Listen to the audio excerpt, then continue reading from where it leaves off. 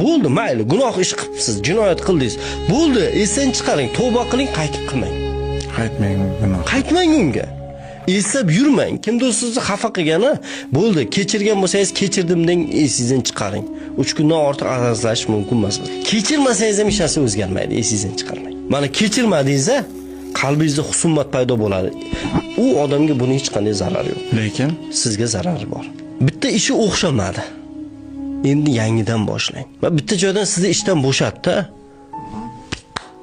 Assalomu alaykum, sog' bo'linglar. Bo'ldi. ularga qanaqadir yomonlik Yo'q, uni nima qilasan yopishib?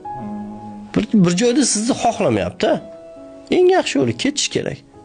Uni o'ylab yurish kerak emas. Siqilib, men senlarga ko'rsatib qo'yam. Yo'q. Mana shu asabiylik keltirib chiqadi.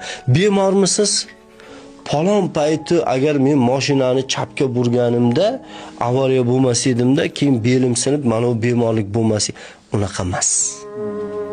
Bo'ldi. o'tib ket. O'tdi. Oqadigan suv oqib ketdi. Endi u suvni orqaga qaytarib bo'lmaydi. Sizga xiyonat qildi boyagida. Kechiring, yaqinlashtirmang. Chunki taqdirlar yozib bo'lingan.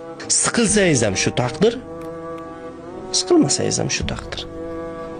Siqilsangiz 2 karra ziyon ko'rasiz, siqilmasangiz bundan tezroq chiqib ketasiz.